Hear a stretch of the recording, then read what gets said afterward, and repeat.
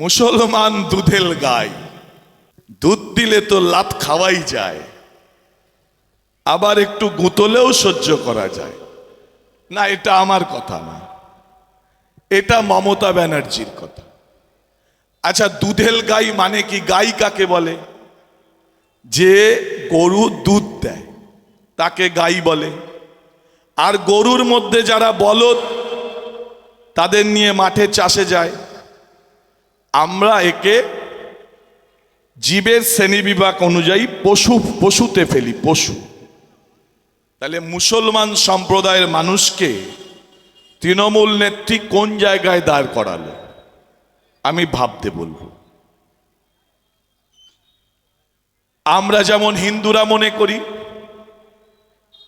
আমার ধর্মের জায়গা হলো মন্দির, আমার ধর্মের জায়গা হলো তুলসী তলা, যেখানে আমার একজন মা, আমার একজন বৌদি সন্ধ্যায় সকালে শঙ্খ বাজান, উলু দেন, ধূপ ধরান। ঠিক তেমনি ভাবেই দিনের মধ্যে 5 বার একটা মসজিদ থেকে আওয়াজ আসে আজানের। যে আজান শুনে আমার কোন মুসলমান ভাই মসজিদে যান, যিনি 5 ওয়াক্ত নামাজ পড়েন, যে আজানের ধ্বনি শুনে যাচ্ছেন মসজিদে, মুসলমান সম্প্রদায়ের মানুষ তাকে মনে করেন আল্লাহর ঘর, আল্লাহর ঘর।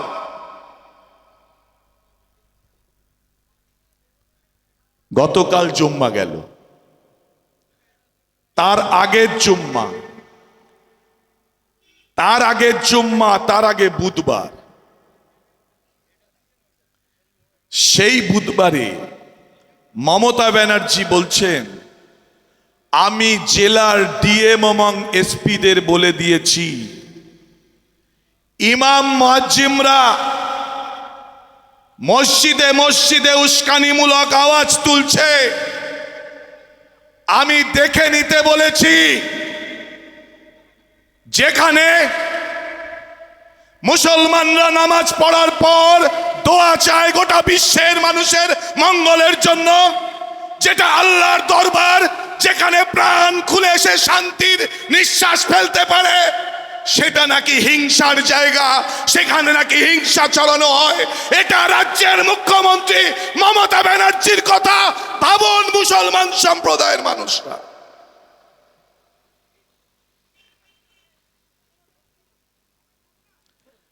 ভোট দিন, অসুবিধে নেই। আপনি যখন চাকলা থেকে কিছু মানুষ গিয়ে বেড়াচাপার রোডে কেন্দ্রীয় সরকারের আনা ওয়াকফ বিল মানছি না, মানব না বলে স্লোগান তুলছে, বারাসাতের কাছারি মাঠের পার্শ্বস্থ সংলগ্ন এলাকায় যখন মিছিল মিটিং হচ্ছে, কলকাতার রাজপথে যখন ওয়াকফ আইন মানি না, মানছি না, মানব না বলে স্লোগান উঠছে, তখন এই রাজ্যের বুকে on camera, on media Mamata ব্যানার্জিকে বলতে শোনা যায়, এখানে ওয়াকফ নিয়ে যদি আন্দোলন করো আমার থেকে খারাপ কেউ হবে না। ওয়াকফ মানে কি? আমার এখানে যারা বসে আছেন তাদের কারোর জমি না, তাদের বাবার না, তার দাদুর, তার বাবা মানে বুড়ো দাদু, তাদের জমি। সেই জমি দাদারা, বাবারা তারা মনে করেছেন যে আমি কিছু সম্পদ ঈশ্বরের উদ্দেশ্যে, ঈশ্বর আল্লাহকে তো দান করা যায় না, তারাই সৃষ্টিকর্তা। যারা ঈশ্বর বিশ্বাস করেন, আল্লাহ বিশ্বাস করেন, তাদের কাছে আল্লাহই শেষ কথা, ঈশ্বর শেষ কথা। যিনি সৃষ্টিকর্তা তাকে দান করা যায় না, কিন্তু আপনি ঈশ্বর আল্লাহর উদ্দেশ্যে কিছু সম্পদ আপনি দিলেন, যেখানে হতে পারে একটা এতিমখানা, যেখানে হতে পারে একটা মক্তবখানা, যেখানে হতে পারে একটা মাদ্রাসা, যেখানে হতে পারে একটা বিদ্যালয়, বিশ্ববিদ্যালয়, একটা ব্যাংক, একটা থানা। আপনারা কতজন জানেন আমি জানি না, ইডেন গার্ডেন, নেতাজি বিমানবন্দর, কলকাতা হাইকোর্ট, এই সমস্ত সম্পদের বড় অংশ আজকে ওয়াকফ সম্পদের অংশ। ফলে স্থায়ী আমানত সরকারের, কাদের সম্পত্তি? মুসলমান সম্প্রদায়ের সম্পত্তি, যারা ঈশ্বর বা আল্লাহর উদ্দেশ্যে দিয়েছিলেন। এখানে কোনো ভালো কাজ হোক, ওর থেকে যে আয় হবে সেই আয় সমাজের উন্নয়নের কাজে লাগুক, জাতির উন্নয়নের কাজে লাগুক। সেই ওয়াকফ যখন কেন্দ্রীয় সরকার তার নিজের হস্তগত করতে চাইছে, পুঁজিপতি কর্পোরেটদের দ্বারা ওইটা বিক্রি করে বা লিজ দিয়ে তারা ব্যবসা করবে বলে, তখন এই রাজ্যের সরকার বলছে তুমি এখানে আন্দোলন করতে পারবে না। ওয়াকফ আইন তৈরি করেছে দিল্লি সরকার, আন্দোলন করতে হলে তোমাকে দিল্লিতে গিয়ে করতে হবে। আমরা বলছি তৃণমূলের নেতাদের বলে দিন, আমার ভোট এই রাজ্যে হবে না, দিল্লিতে গিয়ে ভোট চাও তুমি। এই রাজ্যে ভোট চাওয়ার অধিকার তৃণমূলের নেই। ভাবতে বলবো মুসলমানদের, বামফ্রন্ট সরকারের ত্রুটি ছিল না আমি বলবো না, কেউ ত্রুটি, আমার কোনো দোষ নেই, ত্রুটি নেই, আমি ধোয়া তুলসীর পাতা, এরকম হয় না, হয় না এরকম। কিন্তু বামফ্রন্ট সরকারের কোনো মন্ত্রীকে কোনোদিন দেখেননি আপনি সারাটা দিন গান্ডে পিণ্ডে গিলে, উদর পিণ্ডি বুদর গাড়ে চাপিয়ে মিথ্যার বেশাতি করে নামাজের পার্টিতে যাচ্ছে। গোটা নামাজ যখন রুকুতে, দিদিমণি তখন শেষ দেয়। গোটা নামাজ যখন শেষ দেয়, দিদিমণি রুকুতে। যিনি নামাজের নিয়ম জানে না, রমজান মাসে গান্ডে পিণ্ডে গিলেছেন, তারপরে গেছেন উপবাস ভাঙতে। ভাবতে বলবো মুসলমান ভাইদের, বামফ্রন্ট সরকারের দোষ ছিল, এ কাজ কোনোদিন তারা করেনি। এখন গফফার ভাইকে যদি প্রমাণ করতে হয় নারায়ণ তোমাকে কতটা ভালোবাসে, হুমায়ুনকে যদি প্রমাণ করতে হয় নারায়ণ তোমাদের কতটা ভালোবাসে, তাহলে বকরি ঈদের দিন আসে দাদা এক প্লেট গোশত খেতে হবে বলো, বলে? টুপি পরে আমাকে বলবে আপনি, তুমি আমার টুপি পরো তো, আমার নামাজে দাও তো, বলবে? বলবে না। এটা আসলে ওদের কৌশল। মুসলমান সম্প্রদায়ের কাছে আমি তোমার লোক, এরকম হয়। আচ্ছা তোমার লোক যদি হয়, তুমি মাথায় তো সবকে হেজাব মতন গোজা করলে, আবার তুমি কোথাও গিয়ে রামাবলী গায়ে দিলে, ও কেন? আমার রাজনীতির জন্য ধর্ম আনবো কেন? নির্বাচন কমিশনের বিরুদ্ধে মমতা ব্যানার্জি কালো কোট গায়ে দিয়ে সুপ্রিম কোর্টে গেছিল সওয়াল জবাব করতে। কি জানেন তো? জানেন। এর জন্যে যে পিটিশন করতে হয়, সেই পিটিশন তৃণমূল করেনি, তৃণমূলের কেউ করেনি। এই পিটিশন যিনি করেছিলেন, সেই পিটিশনারের নাম হলো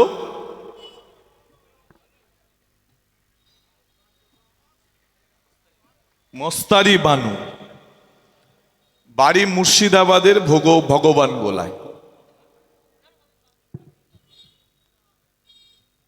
গতকালকে সুপ্রিম কোর্ট স্পষ্টত রায় দিয়েছে, 27 লক্ষ ভোটারকে বাদ দিয়ে পশ্চিমবঙ্গের গণতান্ত্রিক পরিবেশ বজায় রাখা এবং ভোট নির্বাচনে যাওয়া কতটা যুক্তিসঙ্গত এটা বলা যায় নির্বাচন কমিশনের গালে থাপ্পড় খাওয়ার মতো। সন্ধ্যার মধ্যেই মমতা ব্যানার্জি ভিক্টরি চিহ্ন দিয়ে বললেন, পশ্চিমবঙ্গের মানুষের জয়, পশ্চিমবঙ্গের গণতন্ত্রের জয়, সত্যের জয়, ন্যায়ের জয়। তার কিছুক্ষণ পরেই বানু ম্যাডাম সে মিডিয়ার সামনে বললেন, মামলা হলো আমার আর নির্বাচন কমিশনের বিরুদ্ধে, ভার্সেস, মানে আমি ভার্সেস নির্বাচন কমিশন। মামলা যিনি করলেন তিনি সিপিএম এর সমর্থক, মুর্শিদাবাদের ভগবান গোলার সিপিএম ঘরানার মহিলা। মামলা যিনি লড়লেন তারা সিপিএম এর প্যানেলের আইনজীবী। আর মমতার জয় হলো। মিথ্যার বেশাতি মমতা ব্যানার্জি ছাড়া আর কেউ করতে পারে না। ওর গোটা জীবনটা মিথ্যে ভরা, গোটা জীবনটা। আগামী 29শে এপ্রিল আমাদের দক্ষিণবঙ্গে ভোট, 23শে এপ্রিল উত্তরবঙ্গে ভোট। উত্তরবঙ্গে গোছগাছ চলছে, নির্বাচন কমিশন তার ফুল ফেজে নেমেছে। যতটা গর্জায় ততটা বর্ষায় না, বিগত দিনে আমরা দেখেছি। সেই জন্য আমরাও সাধারণ ভোটার, যাকে খুশি ভোট দেবেন ভেবেছেন, কিন্তু আমরা তো এটা তো জানি তৃণমূলকে ভোট দেবেন এই সংকল্প মনে করে রেখেছেন। তারাও তৃণমূলকে ভোট দিতে পারেননি, কারণ তৃণমূলও আপনাকে বিশ্বাস করে না। কারণ ওটা একটা কোম্পানি, ওটা হচ্ছে ভাইপো কোম্পানি, পিসি কোম্পানি। ওই দলে কোনো গণতন্ত্র নেই, ওই দলে কেউ কাউকে বিশ্বাস করে না। যেমন দেগঙ্গাতে একজন আর কাউকে বিশ্বাস করে না, তার কোম্পানি চলে দেগঙ্গা জুড়ে। এটাই হচ্ছে এখানকার দেগঙ্গার তৃণমূল কোম্পানি। এই কোম্পানিতে আপনি খাটতে পারেন, এই কোম্পানিতে আপনি মা মাটি মানুষ জিন্দাবাদ বলতে পারেন, মমতা ব্যানার্জি জিন্দাবাদ বলতে পারেন, অভিষেক ব্যানার্জি জিন্দাবাদ বলতে পারেন, যা খুশি বলতে পারেন, বলেন, কষ্ট করেন, কিন্তু মূল্য নেই। কারণ এটা একটা কর্পোরেট দল। তৃণমূল বলছে যে এটা মা মাটি মানুষের সরকার। আচ্ছা আপনি বলুন, তামান্নার মতন একটা ছোট্ট ফুটফুটে মেয়েকে যারা মায়ের কোল থেকে কেড়ে নেয় নিজেদের আনন্দ প্রমোদের জন্য, একটা 22 ইলেকশনে নদিয়াতে জিতেছে, নদিয়াতে জিতে বাই ইলেকশনে নাচন কদন করতে গিয়ে তামান্নার মতন একটা ছোট্ট ফুটফুটে প্রাণ কেড়ে নিয়েছে। ওরা একটা মায়ের কোল খালি করে দিয়েছে, ওরা বলছে এটা মায়ের সরকার। ঠিক তৃণমূল ঠিক। এখান থেকে কলসুর থেকে চাকলা থেকে মাঝে মাঝে রাত তখন 12টা 1টা 2টো, আমার ধর্ম আমি ফোনের সুইচ বন্ধ করি না। ধরতে পারি না, ঘুমিয়ে পড়েছি আলাদা কথা, কিন্তু ফোনের সুইচ বন্ধ করি না। ফোন যাচ্ছে রাত 1:30 2টো, দাদা একটু পুলিশে বললি হয় না? কি বলবো? একটু বললি হয় না? কি বলবো বল, ঘুমের ঘোরে কি বলবো বল? মাটি তো লাটে লাটে নিয়ে চুরি করে চলে যাচ্ছে। ওরা কৃষকের ফসলের জমির মাটি কাটছে, মাটি রাতারাতি পার করছে। মাটি চোর তৃণমূল। ওরা বলছে মাটির সরকার। যে মাটির সাথে সম্পর্ক একটা কৃষকের, প্রান্তিক কৃষকের, কষ্ট করে ফসল ফলায় জমিতে, রাত দিন উদয়ন্ত পরিশ্রম করে, এই চৈত্রের রোদে পিঠটা টান টান করে ফসল ফলায় জমিতে। সেই প্রান্তিক কৃষক, যে কৃষক বাজের সঙ্গে বৃষ্টির সাথে লড়াই করে ফসল ফলায় মাঠে, সেই কৃষক এক কৃষক বন্ধু দিচ্ছে বটে 4,000 10,000, কিন্তু যে বন্ধু কৃষক ভাতা পান, কৃষক বন্ধুর টাকা পান, তার কাছে সবিনয় কয়েকটা প্রশ্ন আমার আছে। প্রথম কথা, আপনি যে টাকা পান সেটা তৃণমূলের বাপের ঘরের টাকা নয়। 2011 সালে মমতা ব্যানার্জি সরকারে আসার সময় কালীঘাটের টালির চালের ঘর থেকে লক্ষ লক্ষ কোটি কোটি টাকা, হাজার হাজার কোটি কোটি টাকা নিয়ে নবান্নে আসেনি। এই রাজ্যে আমার আপনার ভোগ্যপণ্য, যা আপনি প্রতিদিন সে সিগারেট খান, বিড়ি খান, মুড়ি খান, আর যা খান, পেস্ট দিয়ে মাজুন, আর ওই কি দিয়ে বলে, ব্রাশ পেস্ট দিয়ে মাজুন, আর আঙুল দিয়ে মাজুন, সকাল থেকে রাত পর্যন্ত আপনি সরকারকে ট্যাক্স দেন, ট্যাক্স। রাত্রে মাথার ওপর গরমের সময় ফ্যান ঘরে, আপনাকে বিদ্যুতের বিল দিতে হয়। স্বাভাবিকভাবেই আপনার আমার ট্যাক্সের টাকায় এই সরকার চলে, সরকার উন্নয়ন করে। সেই কৃষক বন্ধুকে আমি প্রশ্ন করতে চাই, হ্যাঁ আপনি কৃষক বন্ধুর গ্রান্ট পাচ্ছেন, টাকা পাচ্ছেন, আপনার ফসলের দামটা ঠিক আছে তো?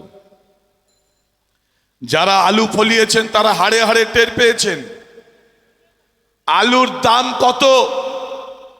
আমি চন্দ্রমুখী সমান আলু, মানে ওই কি একটা হিমাঙ্গি আলু না কি বলে, হিমাঙ্গি আলু কিনেছি 250 টাকা 50 কিলো প্যাকেট, মানে 5 টাকা করে কিলো।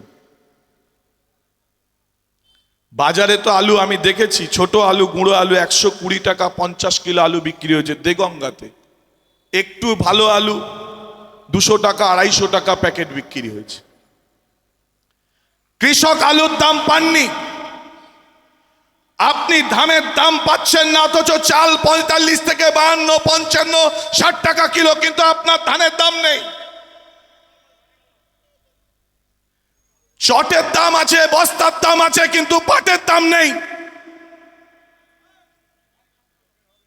আপনি বাজারে আনাজ কিনতে যাচ্ছেন 40, 50, 60 টাকা কিলো আনাজ, কিন্তু কৃষক পাচ্ছে 12 থেকে 15 টাকা।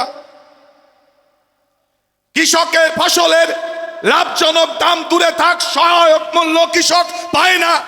এই রাজ্যের মাটিতে ফলিয়ে কৃষক তার খরচ তুলতে পারে না। মহাজনের থেকে কৃষক ঋণ নেয়, মহাজনের দেনা শোধ করতে পারে না।